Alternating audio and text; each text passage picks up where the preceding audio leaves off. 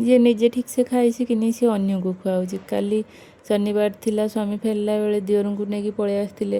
ଯଦି ଆଦୌ ମା ବାବାଙ୍କ ପରେ ନା କାହାକୁ ଭଲସେ ଜାଣିଥାଏ ଆଉ କାହାକୁ ଭଲସେ ନାଁ ଧରିକି ଡାକୁଥାଏ ସିଏ ହେଉଛି ତାର ଏଇ କାହ୍ନୁ ବାପା। ତ ଆଜି ଥିଲା ସଣ୍ଡେ, ଆଉ ଆଦୁ ବାବା ମାର୍କେଟ ସକାଳେ ପଳେଇ ଯାଇଥିଲେ, ଆଉ ମାଛ ନ ମିଳିବାରୁ ନା ଚିକେନ୍ ଟିକେ ନେଇ ପଳେଇ ଆସିଥିଲେ। ଆଉ ମୁଁ ଏପଟେ ଚିକେନ୍ ଧୁଆଧୁଇ କରିନା ମ୍ୟାରିନେଟ୍ କରି ନେଇଥିଲି।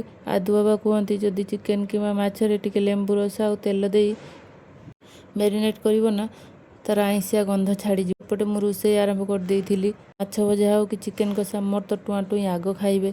ଆଉ ମୋର କିଛି ସମୟ ପରେ ନା ରୋଷେଇ ସରିଯାଇଥିଲା, ଆଉ ଆମେମାନେ ମିଶିକି ଖାଇ ନେଇଥିଲୁ। ତାପରେ ଆଦୁ ବାବା ଦିଅରଙ୍କୁ ଛାଡ଼ିବାକୁ ପଳେଇ ଯାଇଥିଲେ। ଆଗରୁ ଯେବେ ବି ତା ବାବା ହଉ କି ତା କାହ୍ନୁ ବାବା ଯେବେ ବି ଯାଆନ୍ତି ନା ସେ ବହୁତ କାନ୍ଦୁଥିଲା, ଆଉ ଏବେ ଜମା ବି କାନ୍ଦୁନି। ତା ବାବା ନା ଏଠି ଫେରି ଆସିଥିଲେ। ଆସିଲା ପରେ ଏଠି ରାତିରେ ଆମେ ଖାଉଥିଲୁ। ବେଳେବେଳେ ଆଦୁ ଏମିତି କିଛି କରେ ଯାହାକୁ ଦେଖିଲେ ଆମେ ବହୁତ ହସୁ। ଆଉ ଆଜି ଖାଇଲା ବେଳେ ନା ସିଏ ଟିକେ କମ୍ ଖାଉଥିଲା, କିନ୍ତୁ ତା କଣ୍ଢେଇକି ସେ ବହୁତ ଖୋଇ ଦେଉଥିଲା।